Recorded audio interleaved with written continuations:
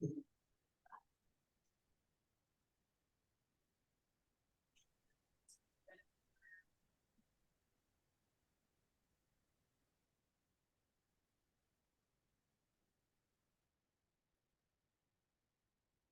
are live on Facebook right now.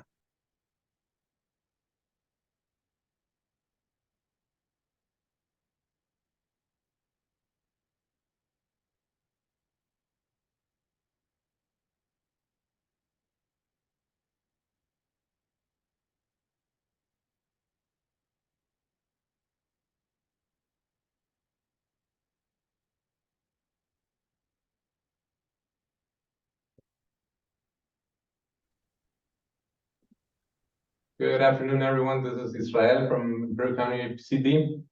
Just kind of like getting ready to get started here pretty soon. One thing that I would suggest is that if make sure that your name, if you're from a certain department or agency, please go ahead and put the agency's name on. I'm sorry, could we have a second? We're not live yet.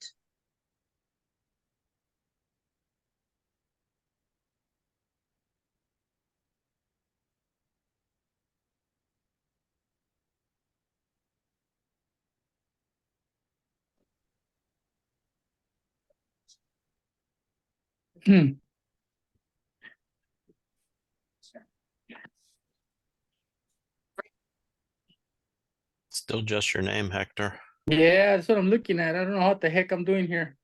Like I said, it's all new to me, so let me try to get this going again. So if I disappear on you guys, that's why.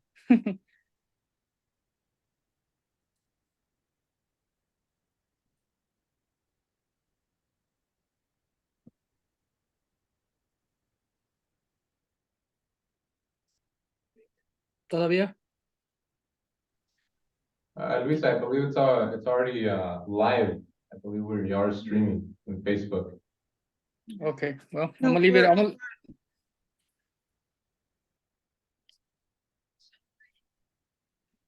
okay, Hector, we know you're here. And coming in loud and clear. Okay, I'll just leave it like that. I won't even mess with it no more.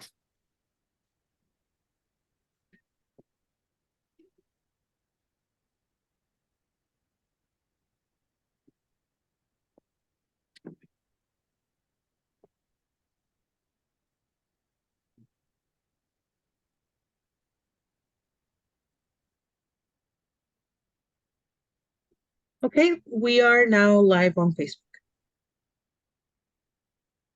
Okay, well, good afternoon, everyone.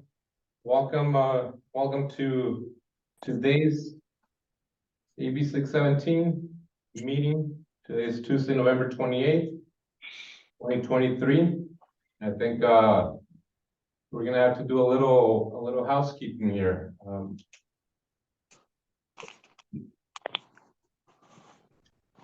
Oh, Mario, don't scare people. Don't sound like that. Sergio. Good afternoon. All right, I guess just so that we're not talking, I guess, over anyone, I think we're gonna have to use our raised hand feature. I think that's probably the best way to go.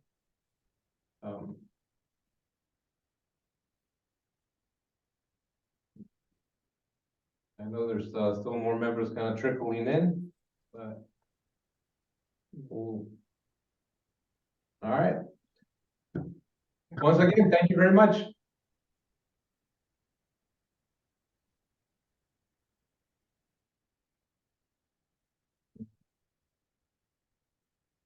Chris, I guess, well, let's start the meeting and then, or if, Kristen, if you like to say something before we start the meeting, or? I was just wondering, I may have missed it. Was there an agenda on the email for the meeting? Yes, there was an agenda. Okay, I'll bring it up. Thank you.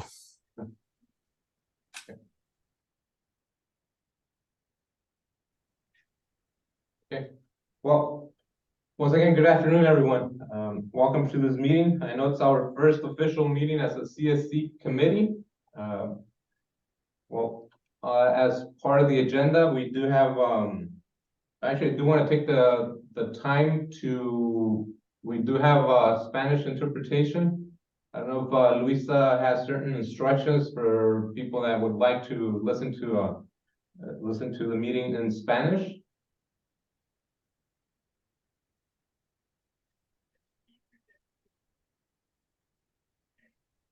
Yes, I'll give you the instructions. Para hacer uso del servicio de interpretación, favor de desplazarse a la parte inferior de la pantalla de Zoom, donde aparecen los controles. Haga clic en el icono de interpretación, un globo terráqueo, y seleccione Spanish o español. Si está utilizando la aplicación móvil de Zoom, celular, tableta, etc., presione los puntos suspensivos, luego Interpretation y luego el idioma. To select English, please scroll to the bottom of the Zoom screen where the meeting controls are. Click on the interpretation icon, which is a world, and select English as your language. If you're joining through the Zoom mobile app, cell phone, tablet, etc., please press the ellipsis, then interpretation, and then choose your language. Thank you. Gracias. Okay, thank you very much, Lisa. I said we'll go ahead and open up this meeting with a roll call. I'll go down the list of our CSC members, and if you are present, you could unmute yourself and say that you're present, or you could write it down in the chat. Eric Reyes.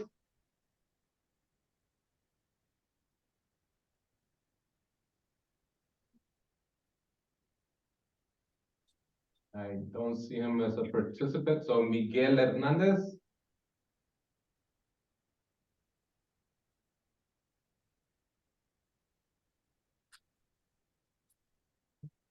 Luis Olmedo. Present. Thank you, Luis. Good afternoon. Christian Rolich. Present. Thank you. Hector Cervantes. Here. Sergio Cabañas. Here. Mario Lopez. Here. Sergio Valenzuela.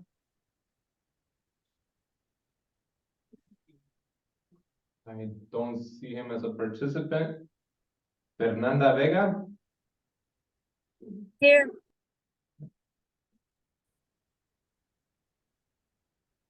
Okay, I'll go down through the list of the alternates. Juan Gonzalez.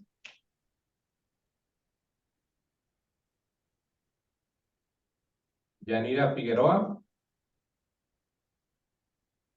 Present. Christian Torres.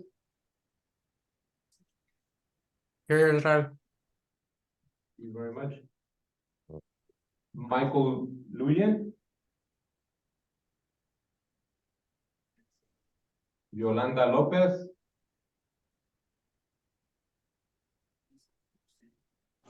She'll be on shortly. She's on her way from work, so it'll be a minute. As soon as, okay. And Daniela Vega. Okay, we do have quorum. Yanira, since you're the alternate for Miguel Hernandez, you'll be a primary member today, since Miguel Hernandez is not present.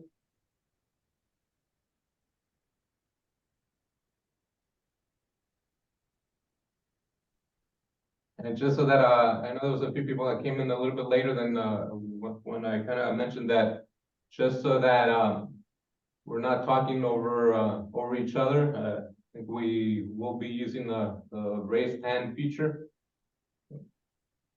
As far as roll call, we do have quorum.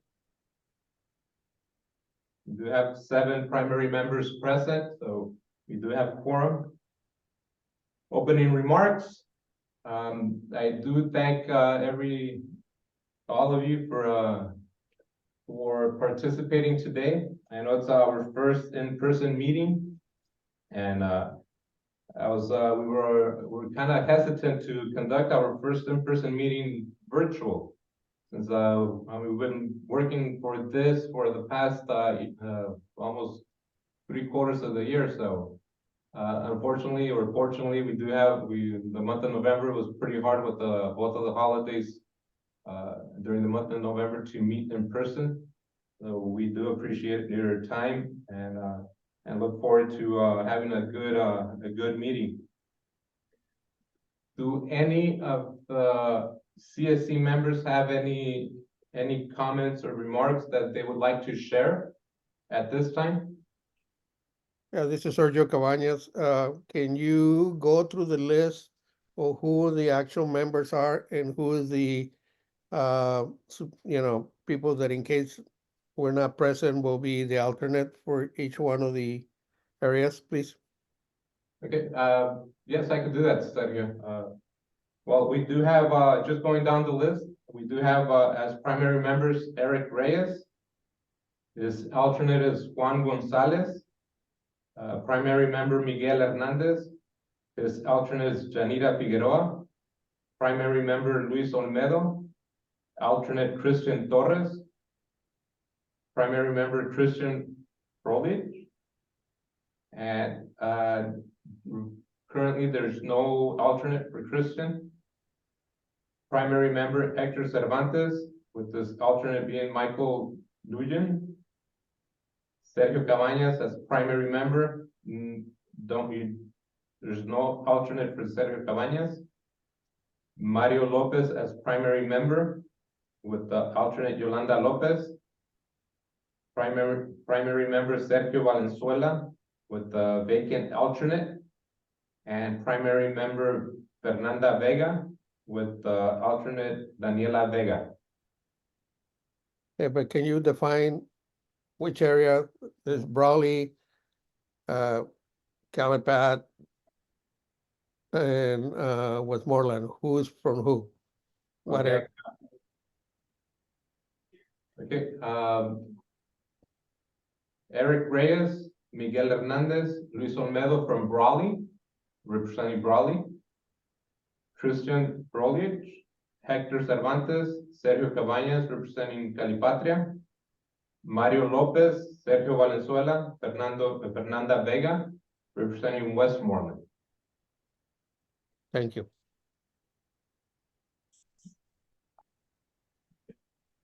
Any other member would like to have has any comments or remarks or opening remarks that would like to share at this time?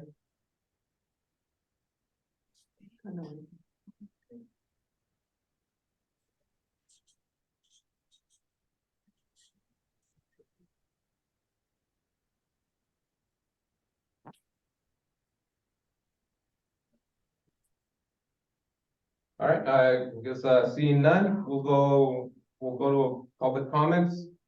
I do see CARB staff. If they do have any comments that they would like to share, I think right now we would be asking for their comments.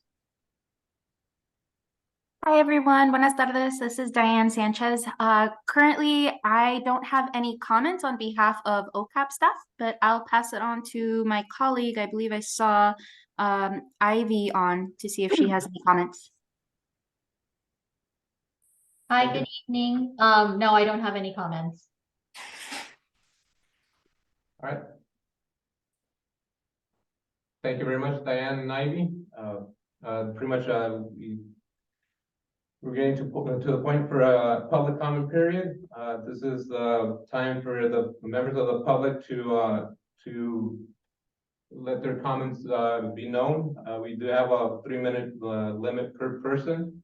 Is there any member of the public that would like to comment at this time?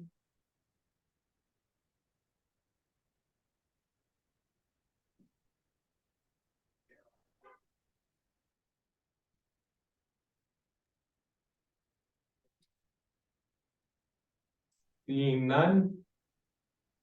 Okay.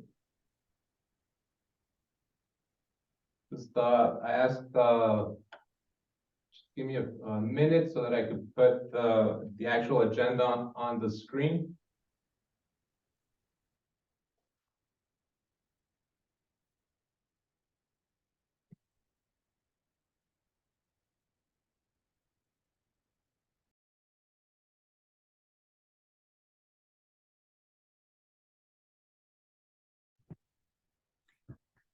Israel, just to clarify, this is Ashley from Climate Tech, Ashley Cassio from Climate Tech. In the open discussion that's on the agenda, will that be a chance to have an open discussion from the public or only from the committee? Actually, that'll be obviously there'll be an open agenda with the committee and also with the public's input. Okay. Okay. Okay, thank you. Okay, I believe everyone can see the agenda on the screen. So the next one's we move on to item number 3, minutes. Obviously, last meeting was not an official meeting, so we will not be voting on those minutes, but the minutes were part of the agenda package. Is there any comments on those minutes from the CSC members?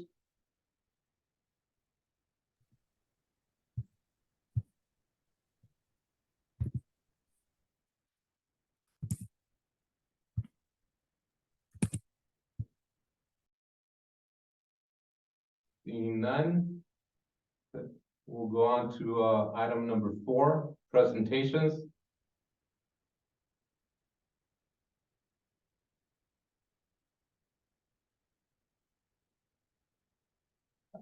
We do have a presentation today, which is from Imperial County Air Pollution Control District staff. It'll be monitoring data analysis on our regulatory monitors. And we have Monica Soucy present to give that presentation.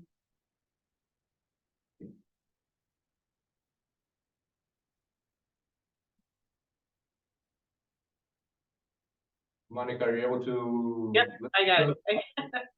So I can share, right? Oh, it says I cannot share the screen.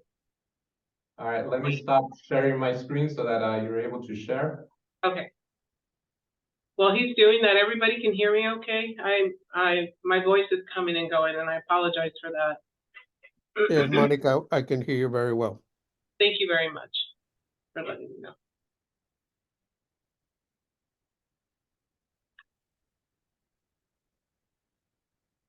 That sounds good. I do ask for everyone's understanding, since this is actually our first time actually virtual and having a meeting. So, okay, Monica, we're ready. Okay.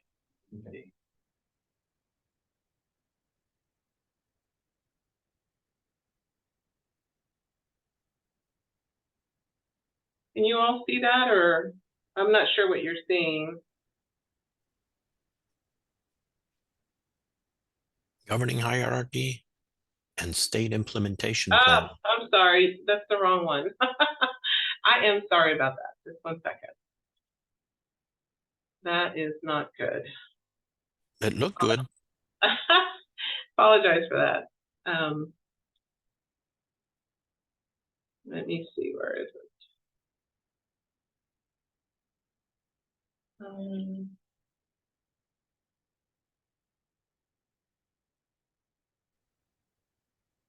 Here we go. All right.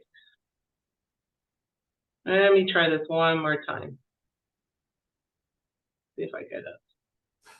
While it was up, I was thinking all of this work stems from the Federal Clean Air Act. Is that correct? That is correct. Yes.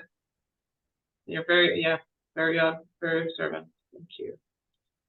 Let me get this. Let me see. Can you see that now?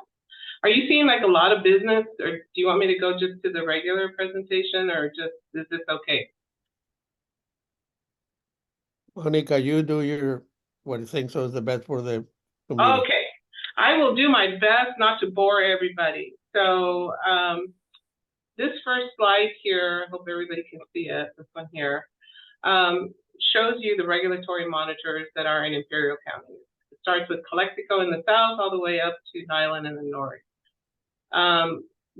These monitors have been in this location since the early 80s. They were originally cited for Clean Air Act criteria between the California Air Resources Board and the US EPA.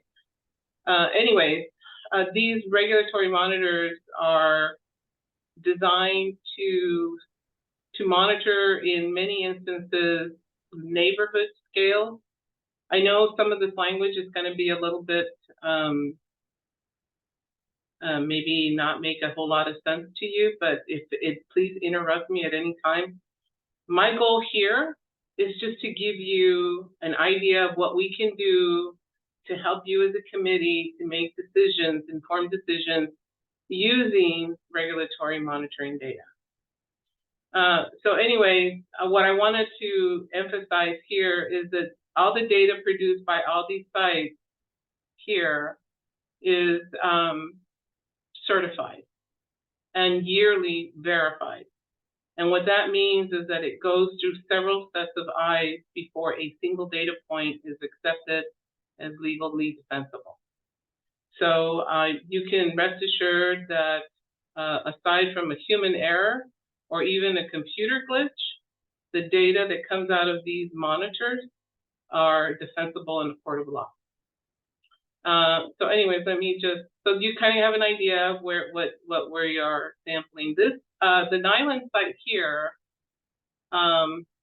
it is designed at this moment to collect transport. So it's collecting transport from across the sea, across here, and I don't know if you're seeing my cursor or not, but because I have several screens open, and across here. The Westmoreland site is collecting transport information from here, here, and here. And then, of course, the Brawley site is also collecting information from here, here, here, here, here, and then in some instances in the summer, this way. And then, of course, El Centro and Calexico is kind of the same thing. So I will, if there are no questions on that, I'm going to move on forward. Please feel free to interrupt at any time. I'm not always looking at the chat, so. So the next one, I was asked to look at the 2022 data for PM 2.5 and PM 10. We didn't do an exhaustive or even a preliminary analysis on the PM 2.5, but we did do a quick analysis. So there's only 3 stations, the El Centro, Calexico, and Brawley sites, that measure continuously for PM 2.5, which is a smaller particle than the PM 10. If you'll notice, here's the standard. Here's where the federal government has set the standard. This is what they consider the health-based standard. This blue mark that you see here is where we start to look at the data in just cursory. In other words, when a data point is measured, we normally, on a daily basis, go through and kind of look at it. We don't take any concern. When it starts hitting about 10 micrograms per cubic meter in any given 1 hour, we begin to look to see what's going on. Is there activity that is not normal? Is there wind patterns? What is going on? What is going on in meteorology? What is going on in the surrounding areas? Do we know of any construction? We ask, we look to our compliance folks to see if they're out there investigating something.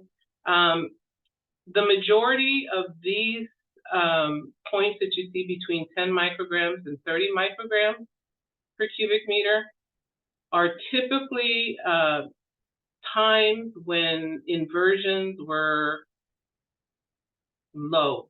What that means is the level, if you can imagine a cap in the air is lower, and an air movement is very minimal.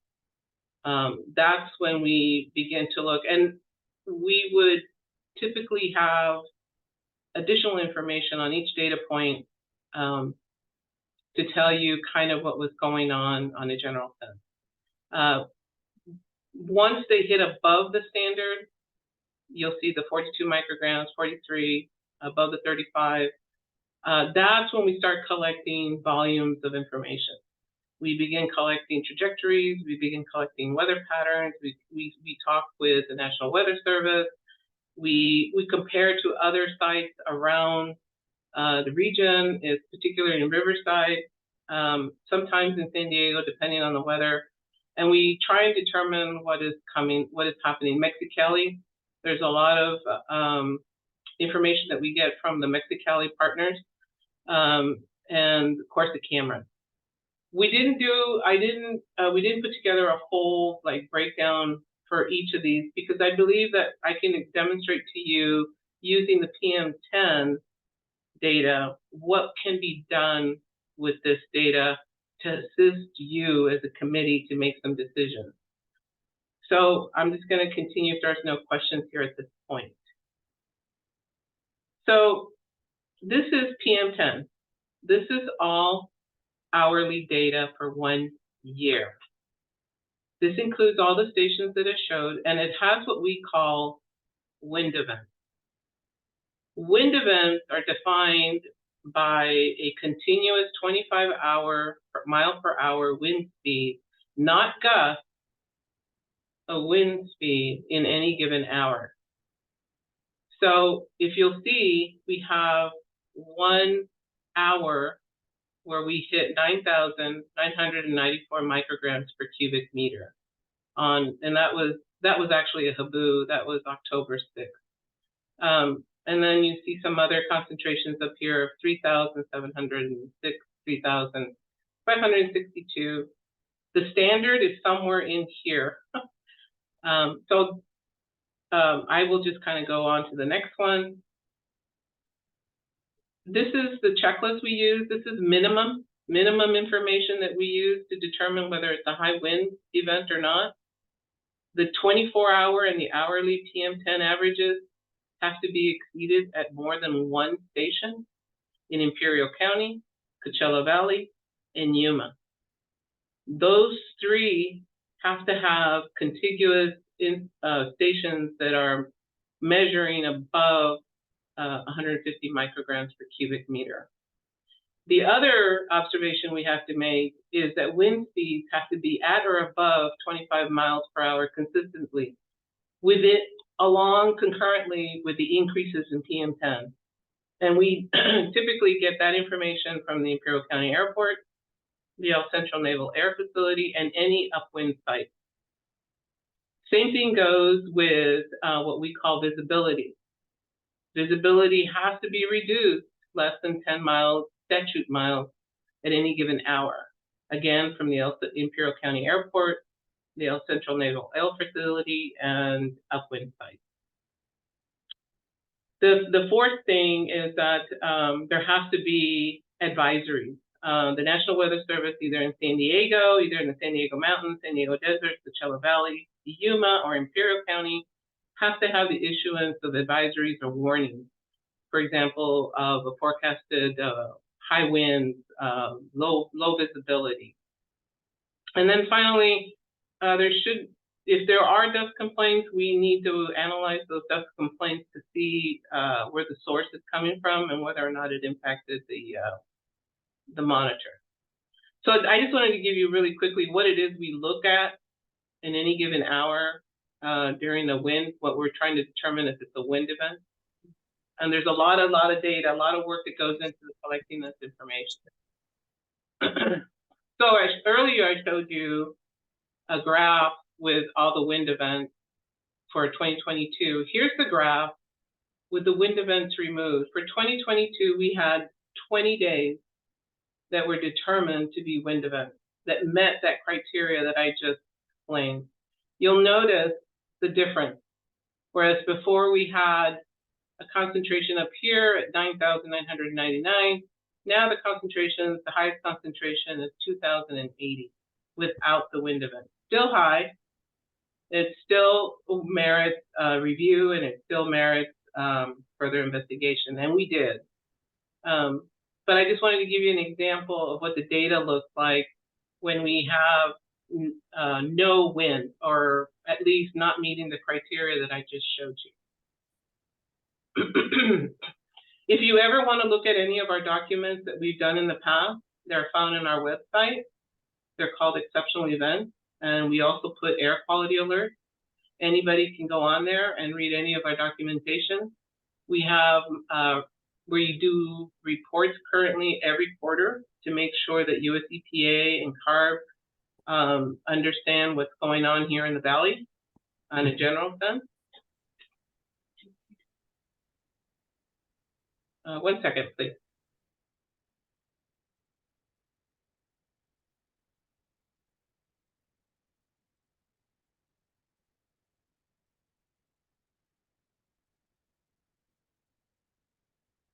Okay, 1 second, please. Let me just try this one more time.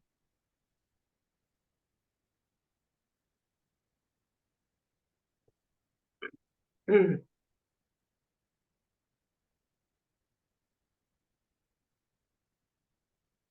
sorry about that.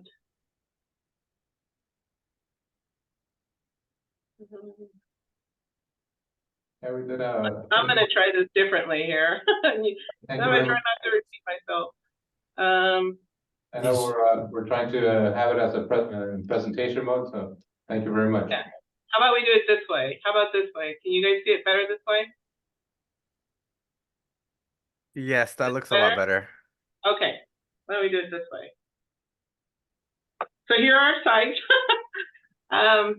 You know what I just explained about these. I don't know if I can make this bigger. Let me see.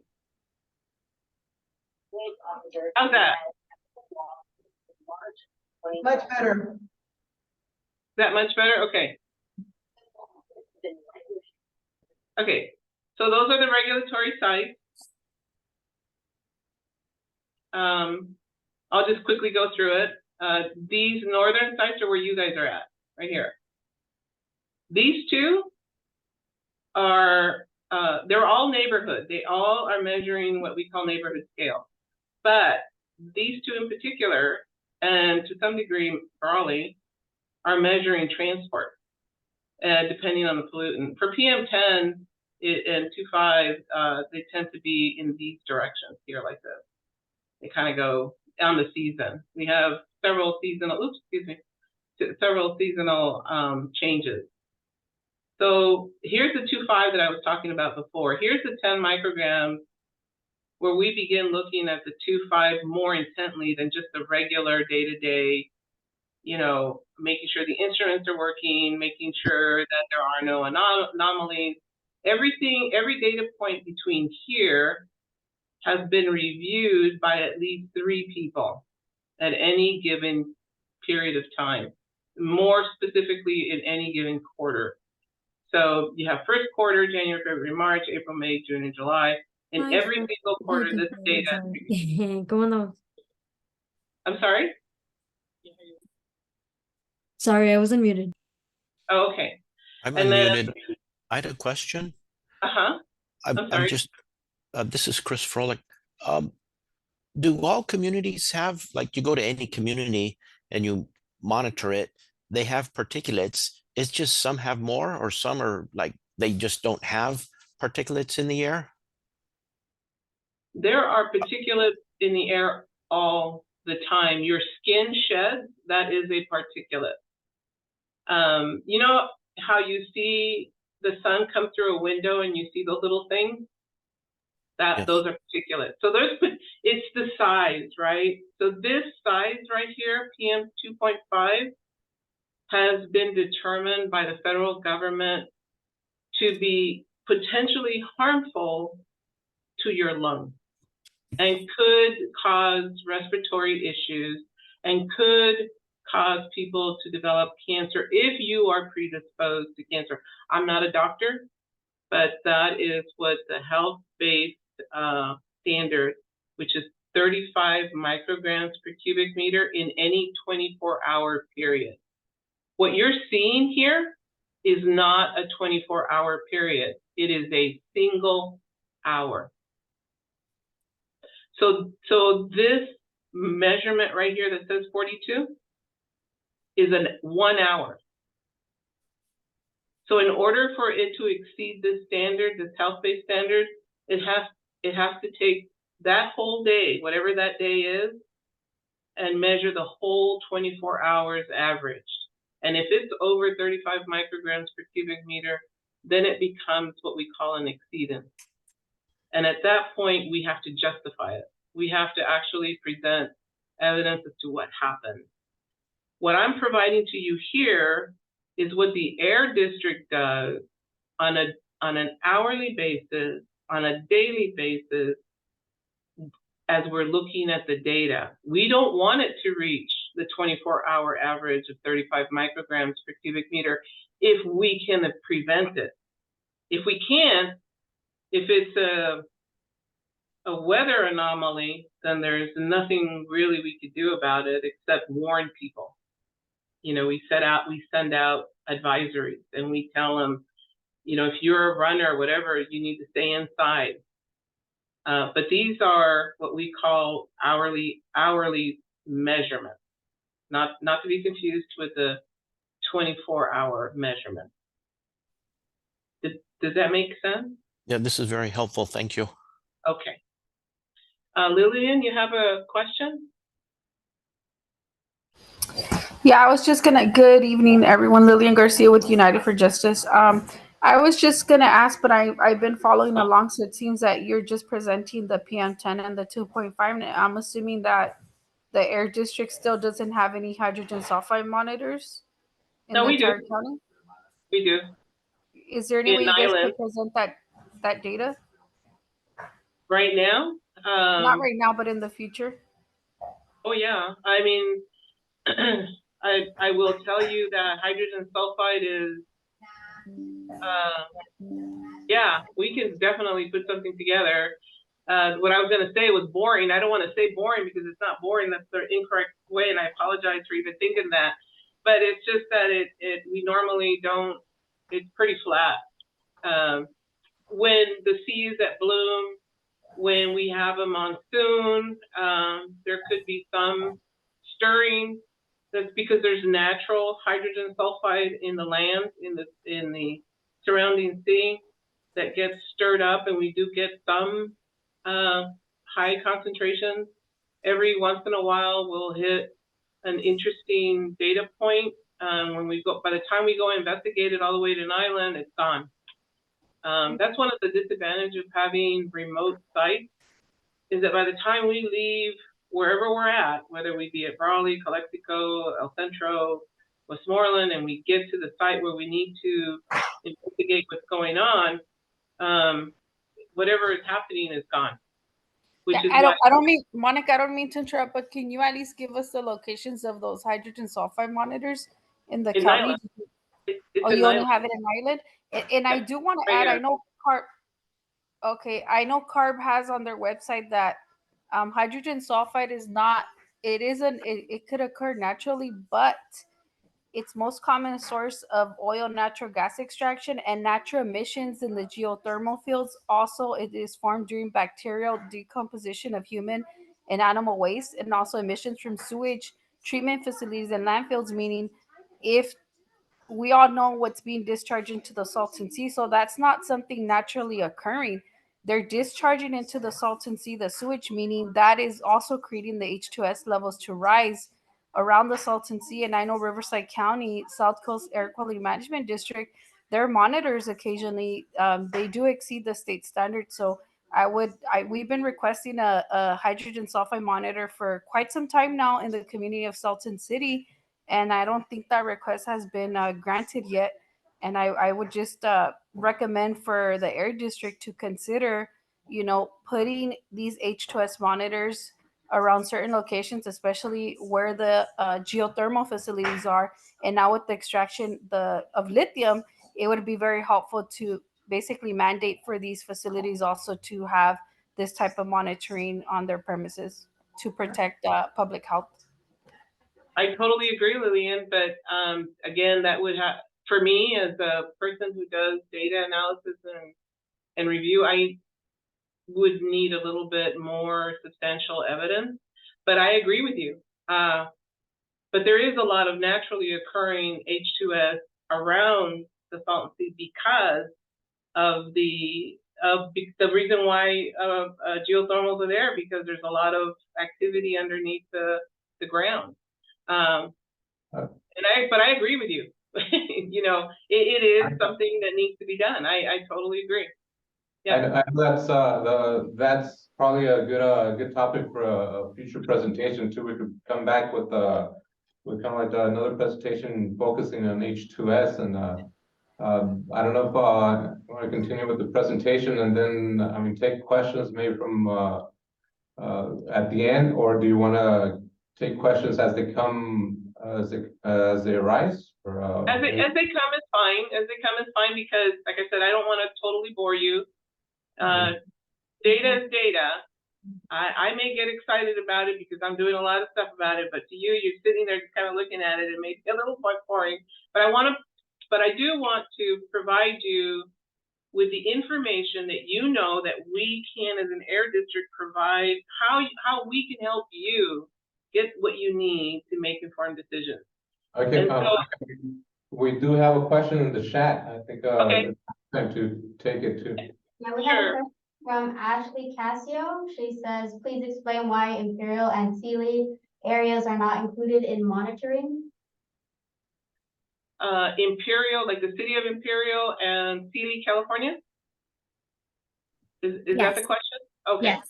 All right. Yeah, I didn't want to get that wrong. So I said earlier that these monitoring sites were established back in the early 80s. If back then Imperial, the city of Imperial, was not of the level of the population that is required by the code, by the federal code, then a CARB and EPA at that time would not have cited, would not have been able to cite it there because it would not meet citing criteria. That's a poor excuse. Things have changed since then.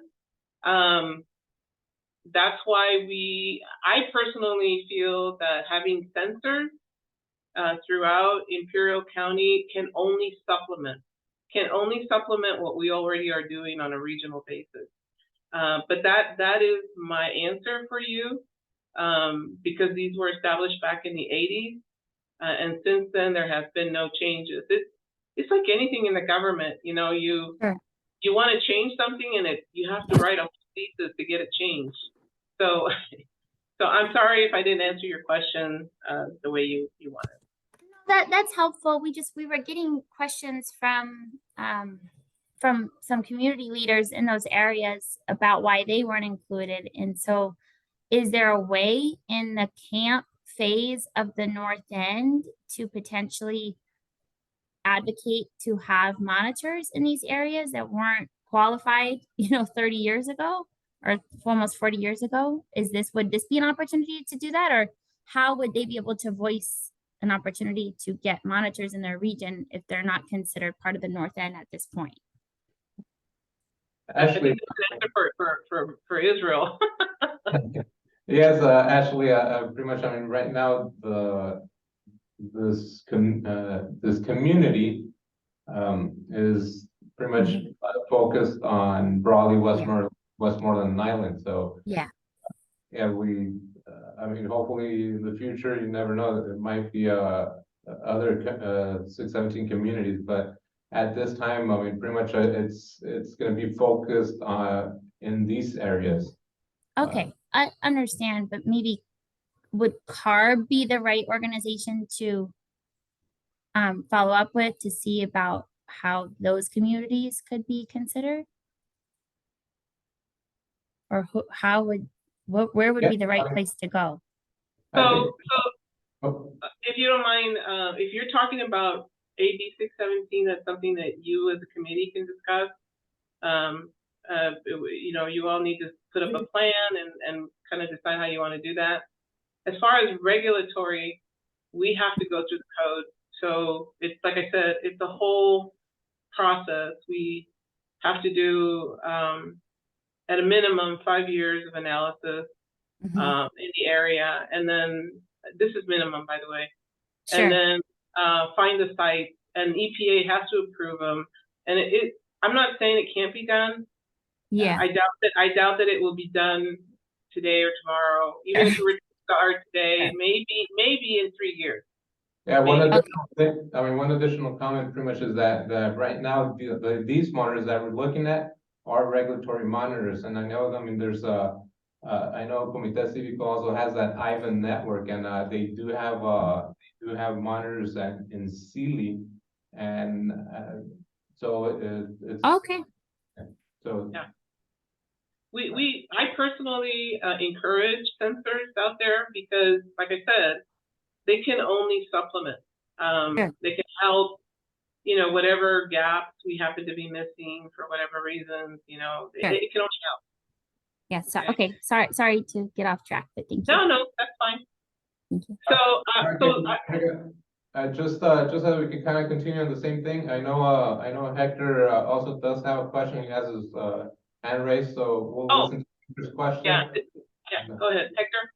Hey, my question real quick is, I know it's back on that, but what does the population have to be to get those monitors put in? I'm just curious, not only for us right here in Calipat, but also Imperial and Sealy. Okay, say it again. I'm sorry, I missed it. What does the population have to be in order for those monitors to be I have considered? to look it up. I believe it's something like 25,000 or something. I can't remember. Okay. All right, that's good. Thank you. All right, thank you, Hector. Lillian, do you have another question or? I actually don't have a question. I just have a recommendation because I think Ashley was the one asking about the monitors in the other communities, and I think it would be helpful to explain what a regulatory monitor is. And I know Monica did explain a little bit of the process, but that way they could understand what's the difference between an actual sensor that's not a regulatory monitor and the regulatory monitors, the 5 that you guys have in the entire county. I think that would probably help everyone kind of, I guess, understand the differences.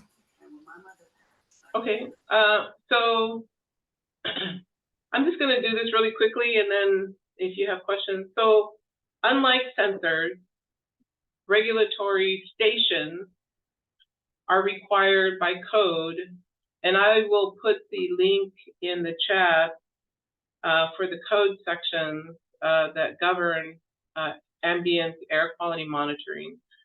I just want to make sure that I don't want to click anybody out here.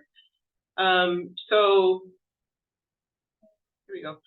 So Nyland has an ozone monitor, has wind speed, wind direction, inside temperature, outside temperature, barometric pressure, relative humidity, also has a PM10 and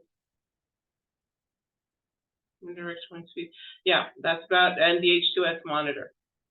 Those monitors are instruments that require yearly calibration, bi-monthly, every 2 weeks, it's given the calendar, flow check, leak check, auditing every 6 months.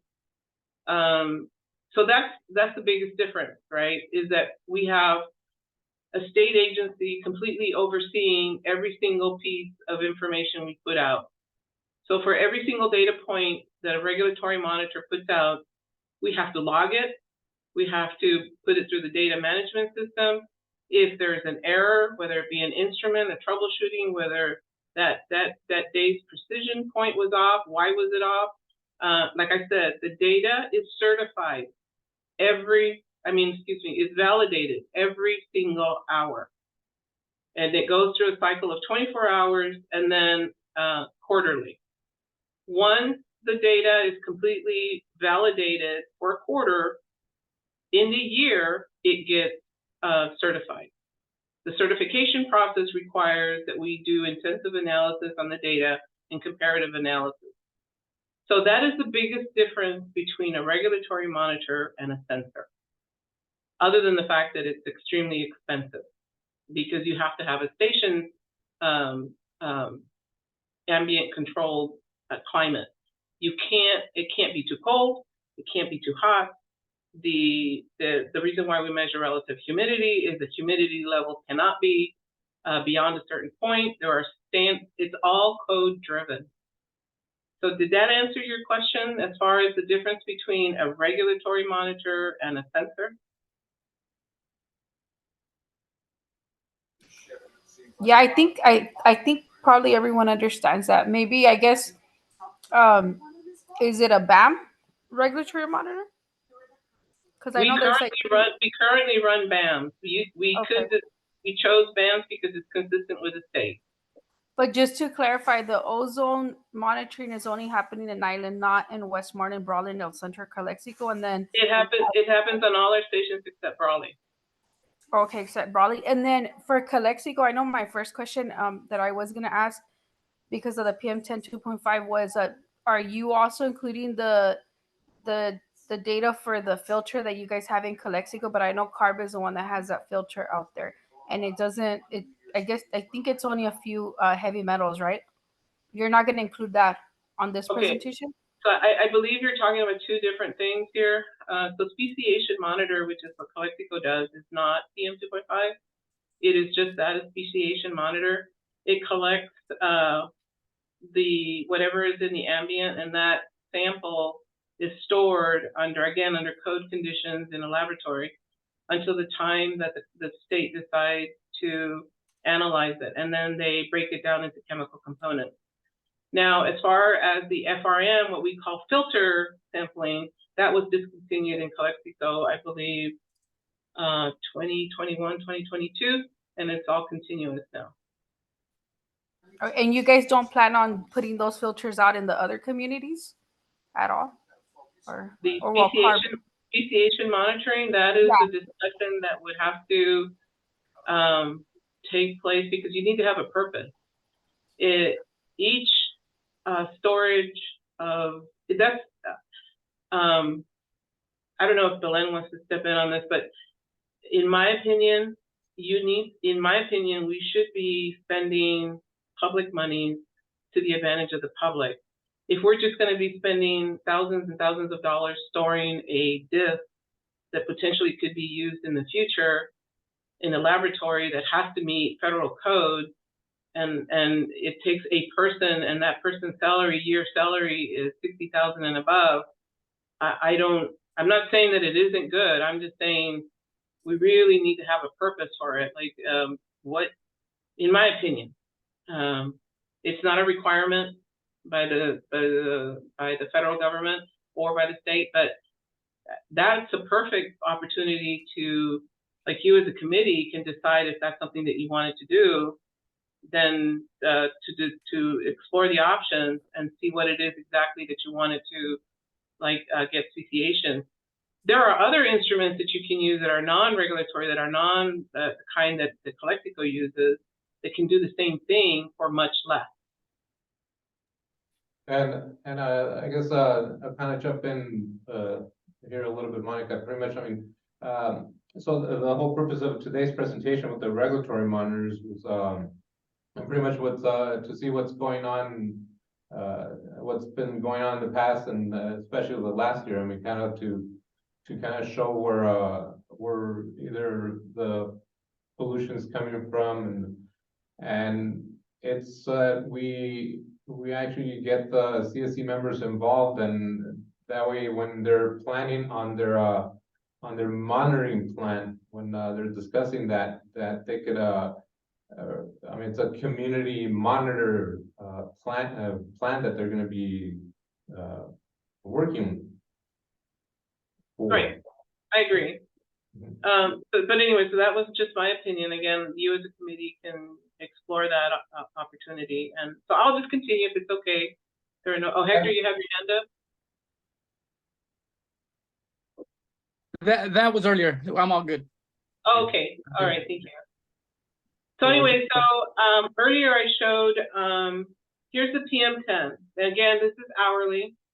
This is not 24-hour averages. This isn't These are hourly measurements for 2022 from January 1st to December 31st. This includes what we call wind events.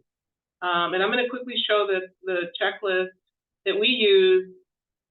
This is minimum. There's other components that play into it, but this is the minimum that we use to determine if there is a wind event occurring.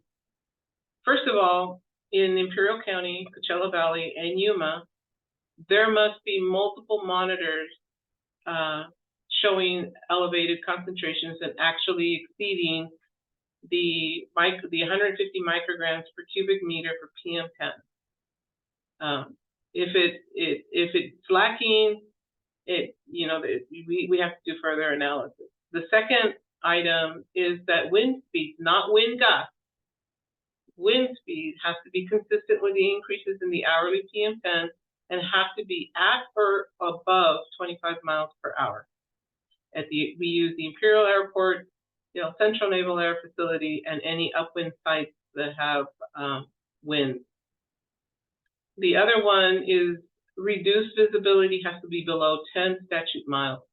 And it also has to be consistent and coexistent with the hourly increases in PM10. Again, we use the Imperial Airport, El Central Naval Air Facility, and any upwind site.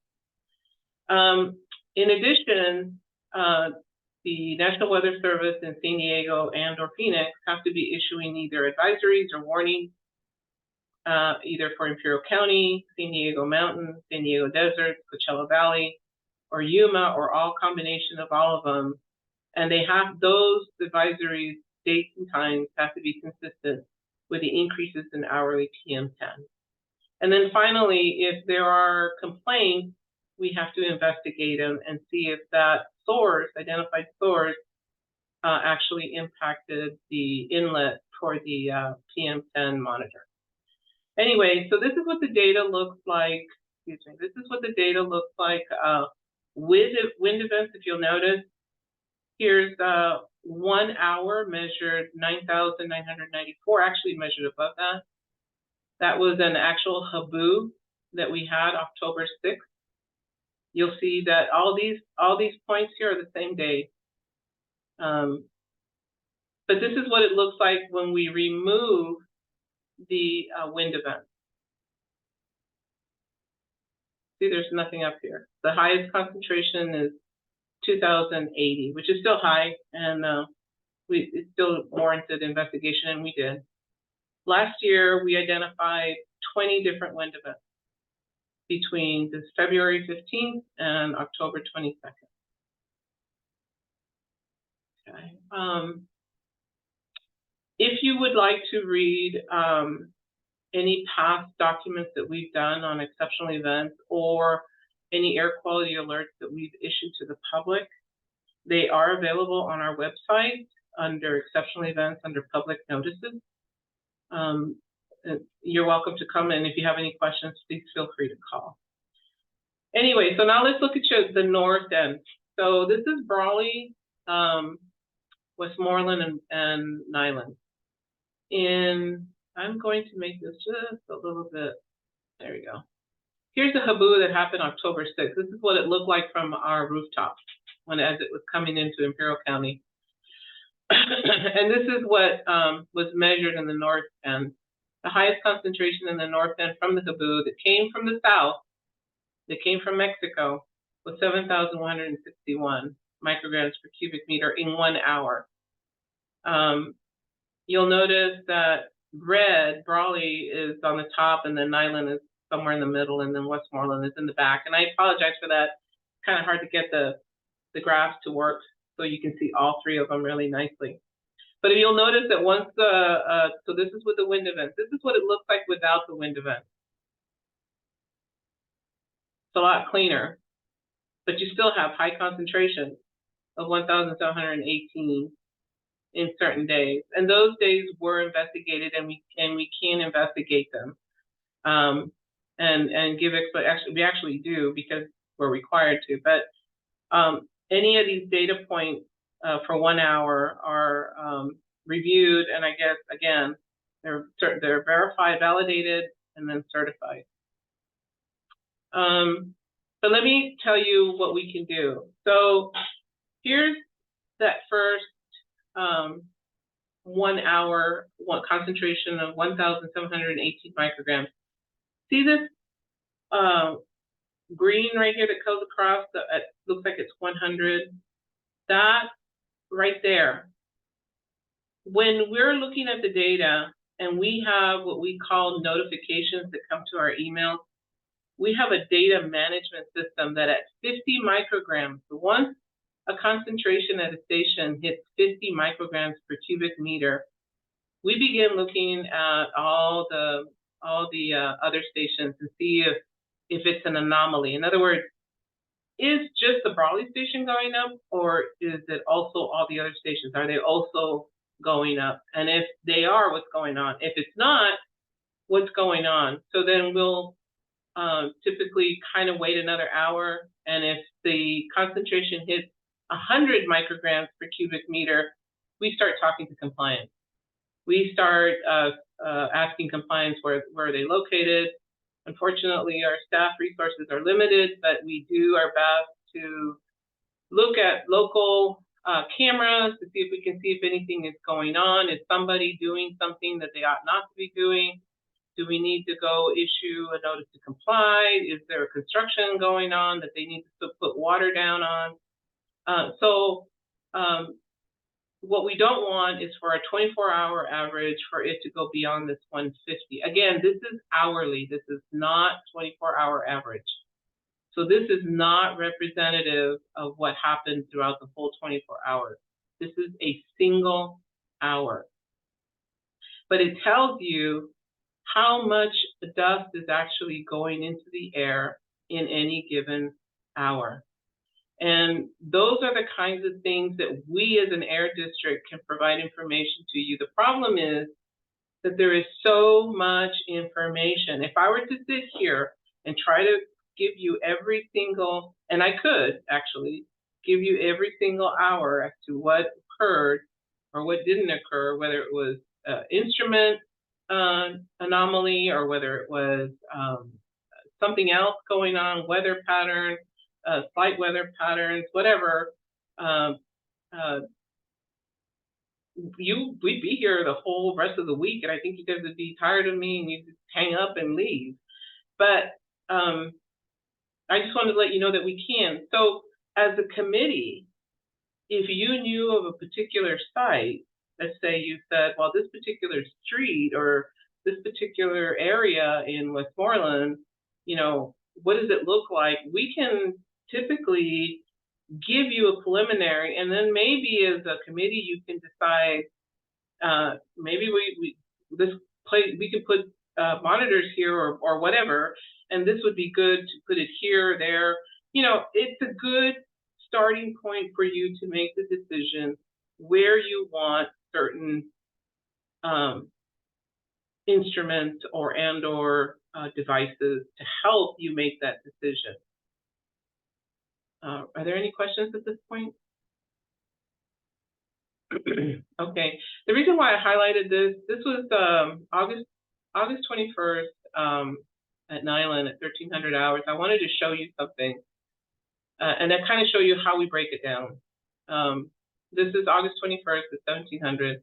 The 1645 is August 24th. Both of these are what we call monsoonal. These were monsoonal influences. This one happened at 1500 hours. This one happened at 1300 hours. Okay, Monica, we do have a question from Luis. Okay, Luis, what's up?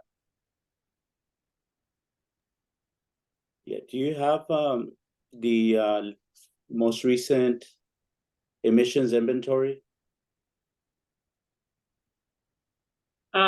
You mean the been approved or just the running emissions inventory? Well, both. I think is the running one the most recent, up to date, and then you have when was the last time you had an emissions inventory that was approved? In 2019, 2020. So the emissions inventory would show the major sources of pollution, right? That would that be like your aggregated data that shows? Yeah, These so are our the sources. missions inventory shows you the identified sources, right? So our BACM analysis that we did back in 2004 hasn't changed because the actual sources haven't changed, but those have been identified for area sources. I don't mean to put words in your mouth, but for example, unpaved roads, open areas, the desert, agriculture, trying to think, and we have the Regulation 8 rules that are there to help control that. But so I'm not sure what you're trying to ask, but yeah, we do have, and the emissions inventory is updated continually as we gather information and data. Again, it's always like a year behind because EPA doesn't do the certification until July 1st of every year. So July 1st of every year, we're certifying a year before. So, like you said, you know, I've heard you mention repeatedly. I mean, this takes a while to understand the data and the significance, right? But just looking at this, this is really high levels, right? So Imperial Valley, it has trouble meeting federal clean air standards, right? So we're breathing unhealthy air on a regular basis because of the sources, controlled and uncontrolled sources, right? So the Salton Sea and the fact that more water keeps getting diverted out of the valley, it's just creating a more drier climate, right? So that's going to expose more square footage or mileage, right? We're talking miles of exposed, previously we could say underwater, right? Previously mitigated with water. And so it's great that the North End has this program, but I think it's important to also bring into the conversation, and it might surprise you because I'm always, you know, for years I've been known to give air districts and at all levels, right? Local, state, and federal, you know, just we try to push for more, but there's major decisions being made, and the most recent where in the past, there's been a lot of cash flow to do water mitigation on the industry, right? Like businesses doing mitigation. And so given the most recent negotiations that we've seen publicized repeatedly, right? I've seen him as sort of the young man negotiating for the valley. I haven't seen where a single penny out of those dollars are going to go towards mitigating the public health. And so I think it's an important conversation because there's like literally fractions of pennies in comparison being dropped on this program, a burden being put on the air district, where over here, there's a utility creating a major, major problem, perhaps with pressures. I don't know the whole political, but I mean, I would say that all that money that has been secured needs to go to mitigation first and foremost, because those are people's lungs. And most people don't have the luxury of having, you know, a property on, you know, in more cleaner air areas, right? Like people have to live here. This is what they can afford. And so I think it's an important conversation to be had, you know, because it's just a reality check, right? So it would be great to bring that and have that on a constant on the agenda, and try to keep an eye on what IID is doing, because as far as I've seen in all the publications, all the money is going back to on-farm conservation, basically back to the businesses, right? And so I guess the message is that there's an entitlement of that water. If that entitlement is reduced, then we're gonna pay for that. But who's paying for the public health? This program isn't gonna do anything. It doesn't even scratch the surface, right? So, I mean, I commend the Air District for what you're attempting to do with fractions of pennies, but it's like you're taking one step forward and 10 steps back because of uncontrollable forces that are being put on burdening your work, right? So yeah, you bring up a lot of great points that I unfortunately cannot answer, other than I am a firm believer of what these community programs are doing. I really believe that whatever steps are taken in a positive manner and then forward are always good and will end up good. Are we going to solve the world's problems today or tomorrow? I don't think so, but I think what my purpose here is to provide the information to this committee to let you know that we are here as a resource and that we are very good at what we do. We are very good at analyzing what's going on. I shy away from generalities because no one single point in this graph that you're looking at was a result of the same thing over and over. There are different factors, and we can help you discern those factors as to what is important to you as a community and as a committee, and what you can wait on. But that is your decision, not mine. I'm just here as a tool, and I'd like to just let you know that we can do that and that we're very good at what we do. As far as what topics you all are going to need, that's something that your discussions are going to need to be in the future, and I'm certain that you will be able to do that as you move along. If I may, I'd like to continue. Is that okay? Okay.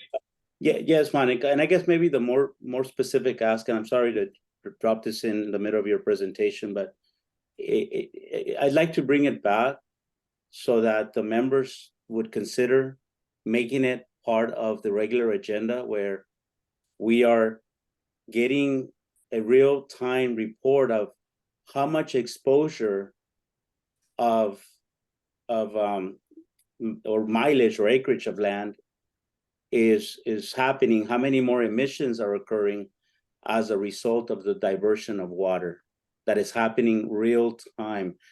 And I think that it would be a phenomenal investment from this program, but this is early, I understand that, but I'd like that to be a regular item in the agenda. Maybe we can bring it later when you're done. So thank you apologize for interrupting you. That's okay. So are there any other questions? I'll continue. So I wanted to use these 2 points I was mentioning there, what we consider to be monsoonal influence point, and what we did. And so what we did is we looked at the Naval Air Facility on August 21st, among other stations, but this was one. Look at the relative humidity. So if you look at this point here, this one happened at 1300 hours. When you look at at 4 or 5 o'clock in the morning, look at the relative humidity. It is just astronomically high. And that is very important because relative humidity in the air causes particulates to kind of stick. So you'll say, well, what does that have to do with me and the monitor? Well, it has a lot to do with you because it's also sticking to your lungs. You know, if it's sticking to the monitor, it's sticking to your lungs as well. And people need to understand that just because it's not windy or it's hot all the time, you know, humidity plays a role in our health. And what that does or doesn't do is very much reflected in how a data point is measured. So anyways, but when you look at the 1300 hour, which is here and here, the humidity went down a little bit, but it was sufficient enough high early on to cause that point to exceed. So as the tape is moving and taking those samples, it's sticking more and more. Obviously, you know, there's a lot of maintenance to go into these machines, and they have to be they have to pass muster, so to say, but we can't manipulate them either. So I just wanted to show you how deep we go, on these data points. And if you look, the wind speeds were not that high, and yet we got that high concentration. It didn't even get close to what we would consider a wind event, but it was still high. So another factor that we looked at was trajectory. We looked to see what was going on at that hour, at 1300. So we did what was called a back trajectory on August 21st, and it ended at 1300 hours. So what it's saying is that if you go back 1300 hours, this is where some of the source came from. Obviously, it's not just this. It just kind of compiles and goes. But this was the pattern that it went. Again, these are tools that we can use to assist you as a committee to understand a little bit more as to what's going on. Okay, here's another thing that we did. This was for the 24th. That was for this concentration at 1500 hours. If you'll notice, in the Imperial Airport, humidity is high. Maybe not as high as that other one. If you'll notice, the humidity was higher on that other one, concentration was higher. This one, humidity is still high, maybe not as high, and concentration is not as high either. Again, but here we have wind speeds hitting 29 miles per hour, at least in 1 hour. And by the way, these are what we call max for that hour. It's not necessarily an average, it's an actual max. And look at the direction that was coming from the south. So, and there was haze. The airport was reporting that there was actually enough haze in the air that the instruments at the airport picked it up. And visibility had reduced to 1 statute mile. And that was around the hour that we got that exceeded. So there are tools that we can use as an air district to help you. Luis, you have a question? Yeah, I do notice that the example that you're using is mostly from wind directions coming from southeast, south, southwest, south, east, south. But the predominant winds come from the north, right? Northwest? No. So the predominant winds don't come from the northwest? No. The way again, these are maxes, what we call. So so the 24th. So okay, so let me in step general, back. like in a 12. Yeah. Let me step back a little bit here. So on any day, on any hour, KIPL, Imperial Airport or Naval Airport, any airport, measures every 5 minutes. Boom, boom, boom, boom, boom, boom, boom. 5 minutes in that hour. And we look at all those 5 minutes. Now you can take an average, and I guess it'd be okay. I mean, but what we did in this instance is we took the max. So this is what we consider to be a max. It's not predominantly north, it's predominantly south. And if you were to do a wind road just on this information here, the biggest or the wind direction cardinal little dial thing, it would show that it's primarily from the south. So the predominant wind, that's why we call it a monsoonal effect, because it's coming from the south, and it's during the time that we have the monsoonal season, August. Luis, you still have a question? Would you say the predominant winds are in a 12 calendar year, predominant winds are from the south? No, in a given year, we don't have predominant winds because we have seasonal winds. So on our website, we have a book, or not a book, a document that is called the high wind exceptional events, historically high wind exceptional events document.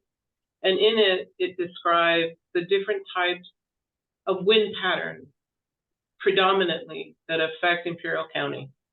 The first type is what we call a Pacific storm or a frontal passage. Those are coming from the northwest. Type 2 are what we call strong pressure and surface gradient, and those are what we call west winds. Not to be confused with the Santa Ana, because the Santa Anas are hot and dry, but these are usually cooler. Usually when they come down to the valley, they drop snow in the mountains, even if it's a little bit. They may or may not drop some precipitation in Imperial, but we do get those heavy winds, you know, boom, boom, boom from the west. West, southwest tends to vary a little bit. And then the type 3, which is I'm showing you right now, is what we call the monsoonal gulf surges, or thunderstorm downbursts, or the outflow winds and gust fronts. These are highly unpredictable, highly unexpected, because what happens is, you know, the summer is when it's hottest, and because we do have much more pavement here in the valley than we did, let's say, 50, 60 years ago, we don't get as much rainfall. But what does happen is all that heat traps on the bottom of the ground, and at night, when the surface area at night starts to cool down, it causes a clash between the heat of the surface and the cooling of the air, and can cause what we call downbursts. And they are extremely unpredictable and cause a lot of havoc here in the valley. So anyway, so that's what that is, the monsoonal. You still have another question? So the prevailing winds are not northwest winds? It depends on the season. In a 12 calendar years, prevailing winds from the northwest? So, for example, this year. It's okay, Monica. No worries. No. I just wanted to say. I was just looking for the. It's because there isn't a straight answer. There is no such thing as a prevailing wind every year, because, for example, last year was El Niño. This year is El Nino, and nothing is meeting criteria these days with climate change. So in El Nino, you'll have more dry north winds. But last year we had, in 2022, which is what we're looking at, we had wet west winds. So it's like, you really can't say that it's the prevailing it depends on the year. In 2022, the prevailing winds were northwest or south? In 2022, if I were to take, I would have to take all our data and see what it looked like. Thank you, Mike. Yeah. Okay. Anyway, so again, this is the back trajectory for August 24th at that 1500 hour. Again, if you'll notice, it's coming from the south. Whereas the other one was more directly south, this is more southeast. And these are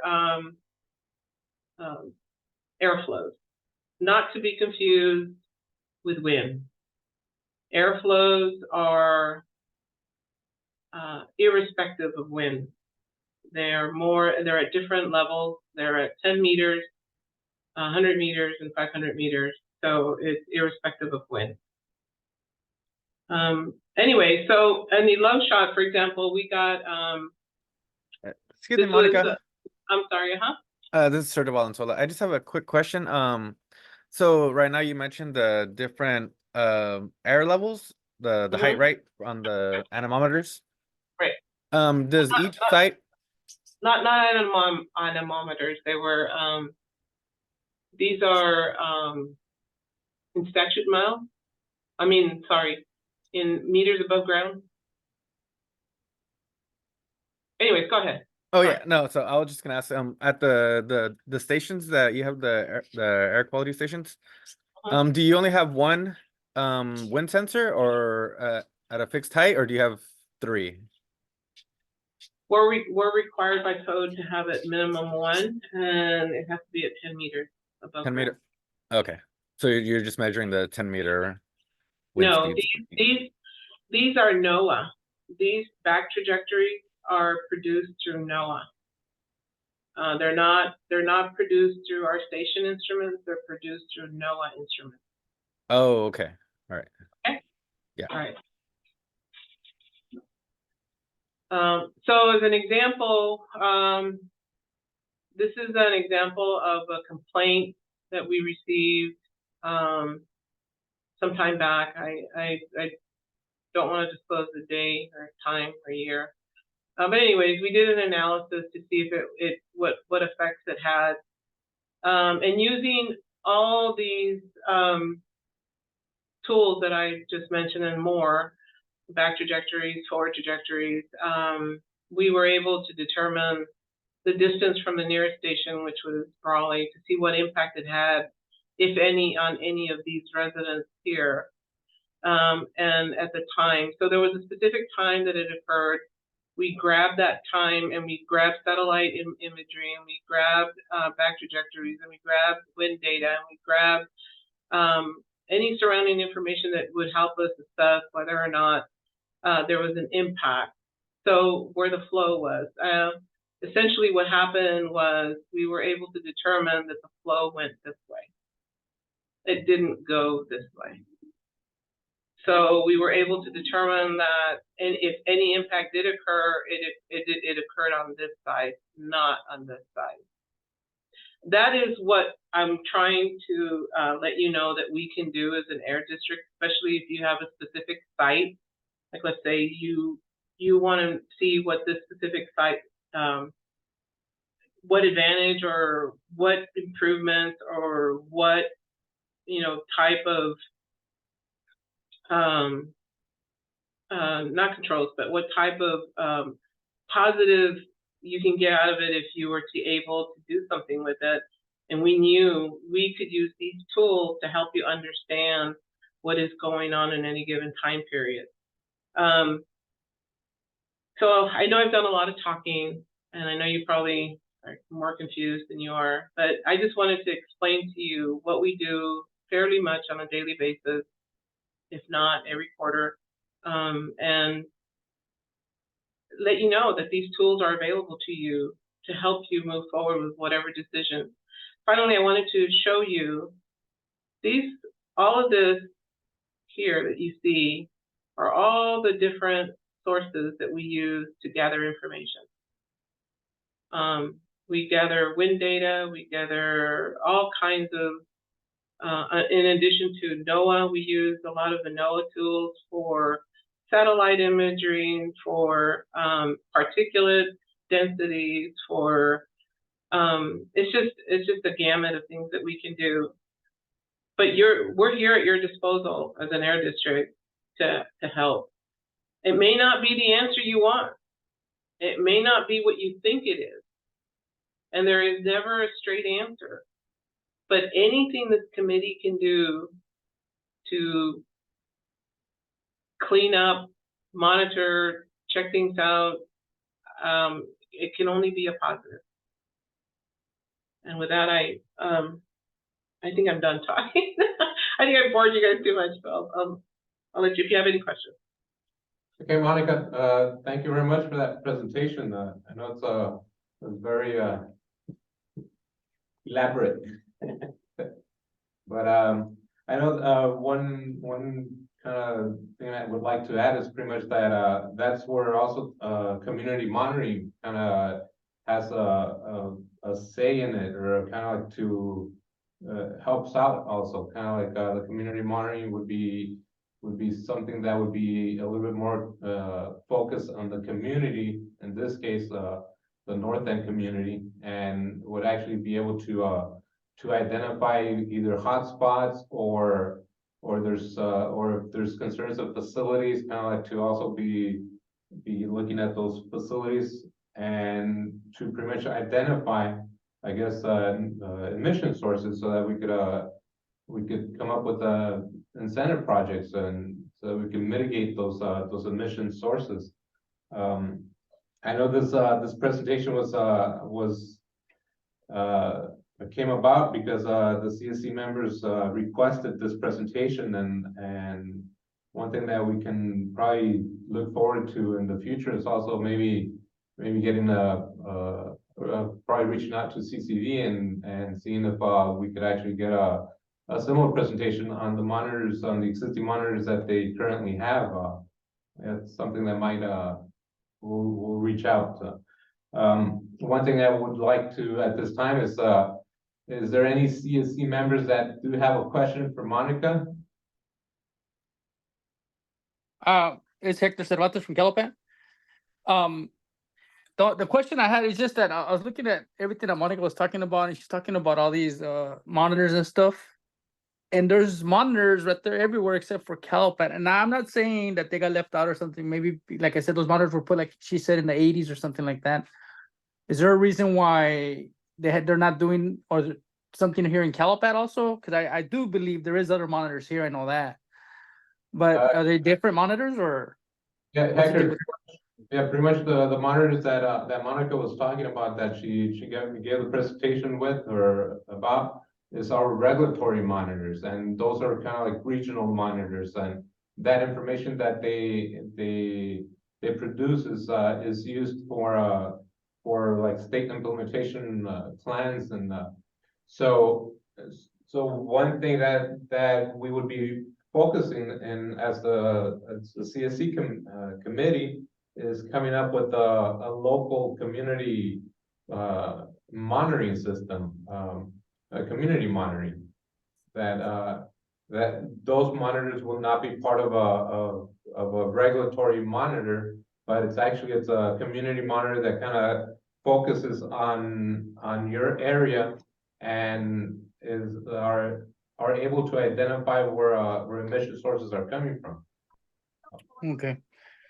Okay, no, I get it. I seen that, like they had them in Nyland and Westmoreland and stuff, and I get it, but I was just curious about that. I imagine that's what we're working towards now, to get something like that put in over here somewhere. I know there's a couple of networks out there. I mean, I know locally we do have the Ivan network, which I guess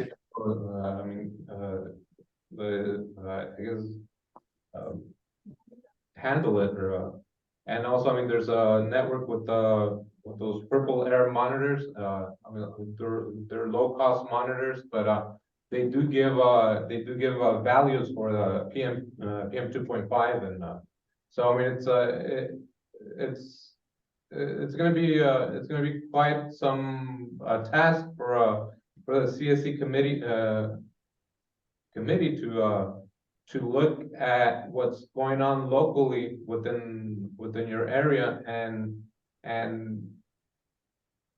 try to figure out what type of monitors you are necessary, and locations of where the monitors would be going and or at. Okay, and then also real quick on like you mentioned too, and I know too that they have that like Comité Cívico has some monitors out here. Are the Monica or that your guys' group, do you guys have access to all that also, or everybody has their own different monitors up there? So the information for those monitors, it's all public information. So I know the Ivan network is actually also Comité Cívico has, or you can actually even find that information on the South End website, but it's a network, and that information is public information. That information is also on the state's website for the AQ view, and even our information from our regulatory monitors, that's also it's under the Imperial Valley Air.org. You're able to find that information there. And okay, no, I appreciate it, and it's just that I know a lot of this stuff. I don't know, maybe other people know about it. So I'm ignorant to a lot of it. I'm learning, and I just apologize for that ahead of time. But I mean, I gotta ask. I mean, the questions are always welcome, and I mean, we're always, like I said, I know there's questions are always welcome because it'll make us learn more of that topic. Okay, appreciate it. Thank you. Any other member that, Luisa, did you raise your hand? Yeah, I just wanted to share with Hector that I put the 2 links on the chat. I don't know if everybody's able to see that, but the state has a link. You have to meet these very stringent requirements called the 14 elements in order to have your data displayed in the state's website called AirView. So I put the link on the chat, and then we also have our own called ivanair.org. So you can click on those. And for just for clarification, we're not the regulatory agency. We don't do regulatory monitor. That's the role of the Air District. But our goal is to measure in those spaces and be complementary to what the regulatory agencies are doing, because they measure what they call sort of averages and ambient space, and we try to localize it more at what we call the neighborhood scale. And I think if you look at both data sets, sometimes you're able to, probably not do necessarily the type of trajectory that Monica shared with you. That takes, a lot of, data analysis. She certainly would know how to do that better than we do. Although we do have scientists and data experts who can do that for us, but sometimes you can see the real-time data populating, especially when there are these wind events that they're visible. You're able to see the monitors over a period of hours. They start triggering from green to yellow to orange to red, and you can see where the wind direction is going. So there's actually times if you're looking at the data, you're able to see that, and hopefully be an alert system, so the community can take precautionary measures in those types of instances. Thank you. Yeah, thank you, Luis, for that. Is there any CSC members that have a question for Monica or ourselves? Yeah, this is Sergio Valenzuela, Westmoreland. I do have a question for Monica. After your presentation, I'm wondering if do you think supplementing or adding more wind speed, wind direction sensors throughout the north end could help rather than monitors as well? I strongly recommend that anytime you have a monitoring sensor, you should complement it with your wind and wind speed and wind direction. Only because topography tends to deflect and increase certain patterns in weather. So like when we go to the nitty gritty and we can find like somebody is at their house, they have a sensor running, and we ask them, hey, can we get your data for this particular day? Which is a really good site for that is Weather Underground. Weather Underground has a lot of these smaller sites, right? People install their own little wind sensors, and then they register with Weather Underground, and we're able to download the data. And what that does is it either confirms or creates, a reason for us to investigate this further. So yeah, I know I strongly recommend that it go in conjunction with a monitor, not alone, but in conjunction with. Yeah, the reason I ask because it's like towards the west, we are, like as you mentioned too, is we're greatly affected by just a lot of the arid valley and the wind-blown dust.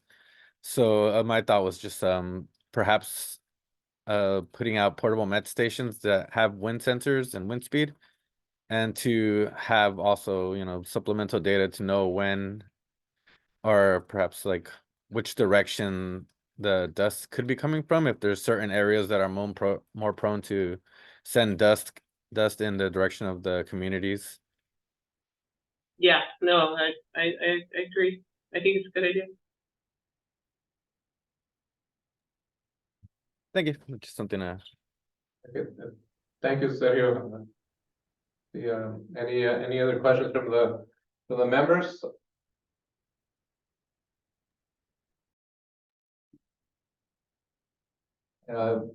Any other questions from the community or Carl for Monica before she off? This is Chris. I wasn't so much a question, just a comment. Thank you, Monica, for that overview and also pointing to your website where a lot of the data is. Sounds like it'll be valuable to spend some time there. I'm thinking of what St. Francis says. I've been thinking, change the things you can, accept the things you can't, and some wisdom to know the difference. I feel like, at least for myself, we're in pursuit of that. What are the things that we can improve and what are the ones we can't? And it just seems from the little I've been attending the meetings, it may be important to just air filtration on schools or, stay indoors, but yet there's opportunities to mitigate or reduce, if not just at least mitigate these. And I'm grateful to be a part of this group. I'm just getting a lot of good understanding as I, just beginning to, and I feel the group's very passionate and committed to this. And I just wanted to make that comment. That was all. Yes, Christian, that's very wise words too. But there is a lot of opportunities for different sources, different types of projects, and that's what we're trying to accomplish with these. Ultimately, that's what we're trying to accomplish with this committee. Israel, can you let us know at what point would it be an appropriate time to start advocating on behalf of projects that could be potential eligible projects to help reduce, air particulates in the area, like maybe potential projects that weren't considered in the South End, committee, such as projects that could improve building efficiencies and help reduce greenhouse gas emissions overall. At what timeline or process would that be appropriate to start interjecting those thoughts and get other members to the table? Actually, pretty much, there has to be a whole sequence of events. I know that at a certain point, this committee is going to be looking at the community emission reduction plan, and that's where emission reduction projects would be I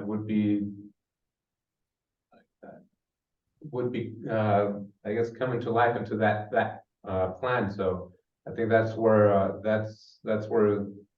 that interjection or that discussion has to happen. Let me just interrupt you here. Actually, with the AB 617 program, the camp and the CERB are readily available to start. We talk about the camp right now because we do have a deadline of February to install the first monitor. However, the CERB, let's start making a list of all the projects that could be done in the North End, because when the CERB comes, any new projects need to go through a process. The projects that were that are not currently in the CERB or the state CERB, you want to say as well, need to go through a process to get them approved through CARB. So the sooner we do that, the sooner we get our CERB approved with all new projects. So certainly we could start discussing the projects that the community wants to see in their CERB, because it's your CERB. And we could start discussing them. It doesn't have to be necessarily in the agenda for us to discuss it. I mean, if you have ideas, send them to us and we'll explore them during our agency updates or updates during our agenda item. So just send an email to Israel and Adriana, or what's the best process? That would be the most. Send those, your ideas to them. We're certainly happy to discuss with the CSC members, because the CSC members are the ones who vote to see what type of projects they want to see in their CERB. But I mean, those ideas, and maybe we could suggest or recommend, is how we could do, how we could expand on those as well. So we Okay. don't have to, I mean, it's best if it's out in public, right? If it's Sure. like, something like we're doing right now in discussion. But definitely send it to us and we could explore them and expand them during the meetings. At any Okay. time. And then one more question that came from some of our customers in the Calipatria area, and I know that the superintendent at Brawley Elementary was interested as well. And Adriana, I spoke with her this week and she clarified. So I just want to make sure I fully understand that you don't have to have a monitor on a particular building or an area where you are looking to eventually seek SERP projects or funding. These communities already have a monitor that would be enough to qualify them for eventual SERP projects. Is that correct? Correct. There doesn't need to be a monitor on a site in order for us to be, or call it a hotspot. Okay. Right? If there's an area that you want to explore, definitely we could see what type of area that is and what type of project we could do on that site. What the community monitor that supplements or provides evidence, more evidence you want to say, in order for us to do a project there. But not necessarily a community monitor needs to be at that site. Okay. Thank you very much, Ashley. I know we're running a little bit short in time. I know we'll just take one more question. Luis, did you raise your hand? You have a question or? Yeah, I wanted to make a comment. So, you know, this is really exciting that the North End, very deserving, every community in this valley deserves to have this program. You know, I don't know if I'm sort of the oldest in terms of engagement on AB 617 in the room, but some of you may not know, but in 2015, we launched our 70 monitors throughout the Imperial Valley and around the Salton Sea. It was funded by the National Institutes of Health, or otherwise known as NIH, and a research to action, right? Capture the data and they do something with it. At that time, the state wasn't really welcoming, nor the local air district, of community science. And so we had to institutionalize this, because that's the key word in government, institutionalize it. Because prior to that, it was like, it's not our responsibility. We just deal with federal reference monitors. We don't deal with community level science. And so we pulled together a bill called AB 1318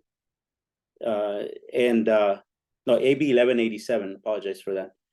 AB 1187 intended to institutionalize community monitoring.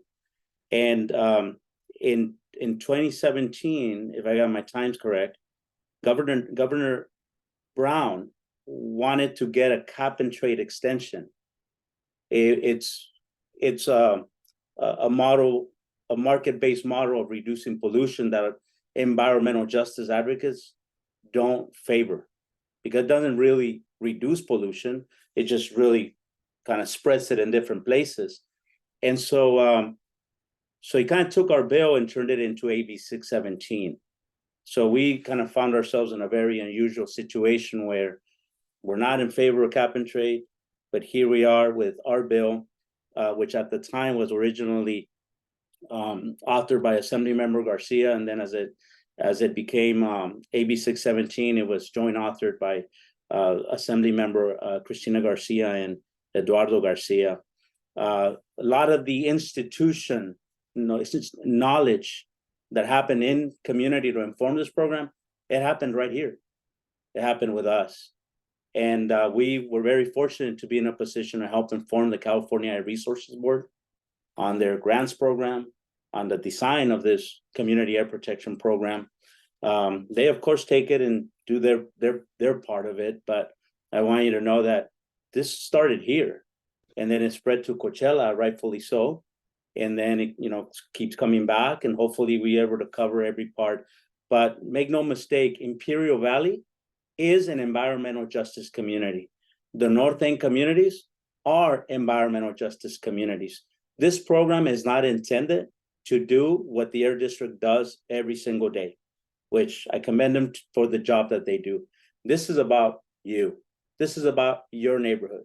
This is about your community. And it's not just about going out there and doing a little project here, a little project there. That's not going to solve the air problem.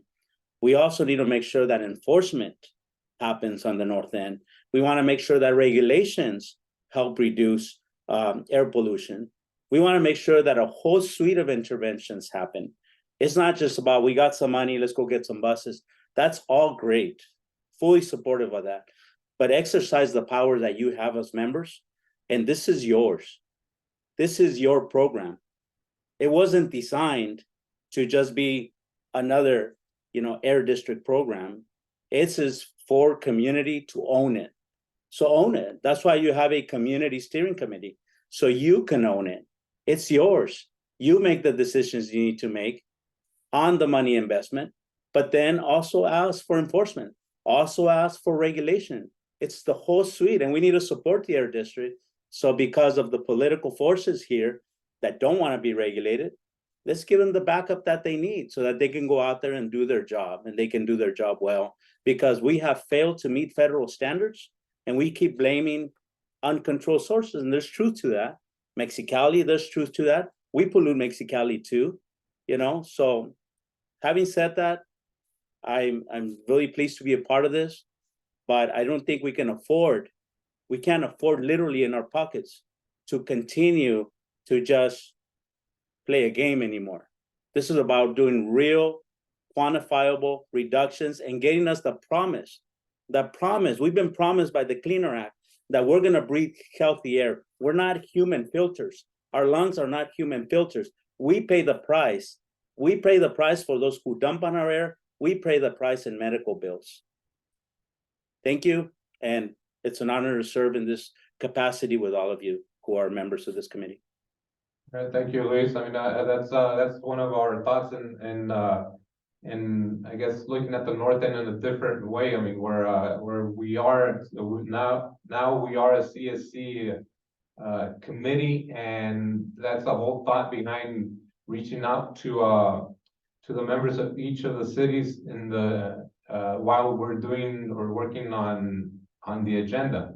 I know there's certain steps that we have to accomplish, so we would probably have still an agenda item that's coming from the district, so that we actually do accomplish those steps.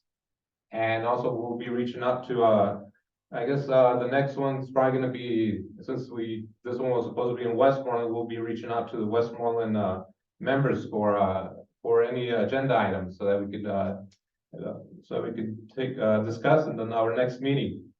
I know we're running short in time, so I think it's time.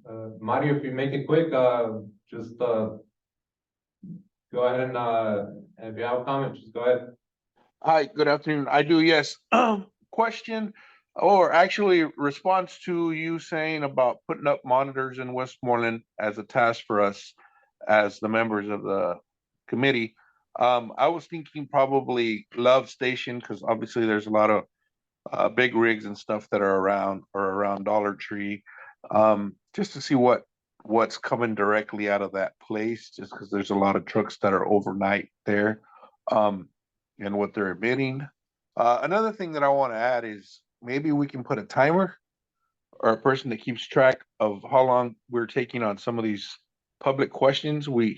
Awesome presentation, not taking nothing from presentation, but making sure we're not absorbing a lot of the time of the meeting, that stuff that's still pending and it's most over.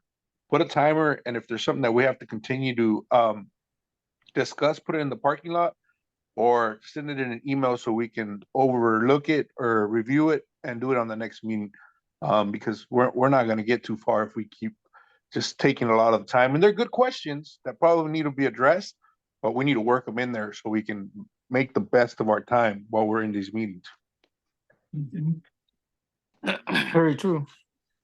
All right, thank you very much, Mario. I know it's we do understand that, and I mean that was the reason we kind of I was hesitant to have our first meeting virtual. I mean, and we wanted to have it in person, and I know, one thing that we do in the south end, we actually put times for each item, so, we'll start doing that for the north end, that way we keep on track. And saying that, pretty much, I'm like I said, we'll go ahead and go to, item number 5. I know we had this whole item is so that we have open discussion. I know we did have a lot of open discussion during the process of this meeting. So we'll go ahead and do HEC updates. We'll go to number 6.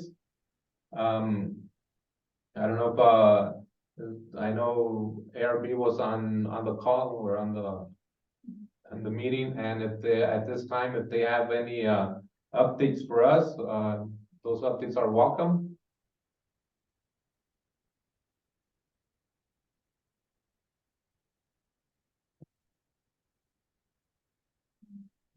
Okay, okay, so we'll go ahead and anybody else?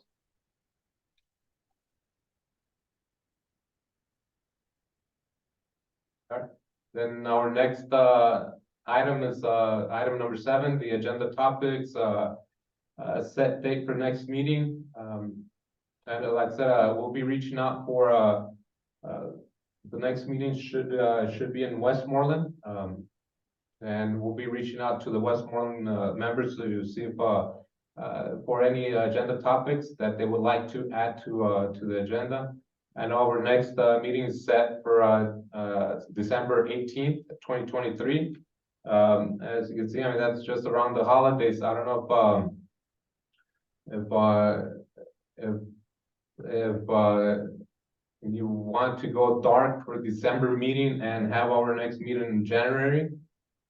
Hey, this is member Sergio Cabañas. I would like to make a motion. We go black in December.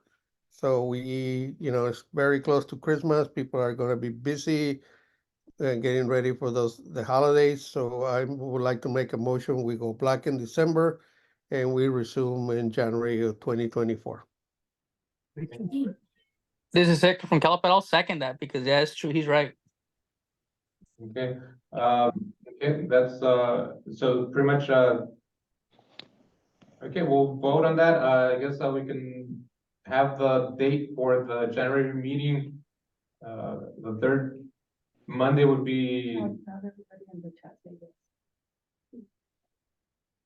I think so. The third Monday is Martin Luther King holiday.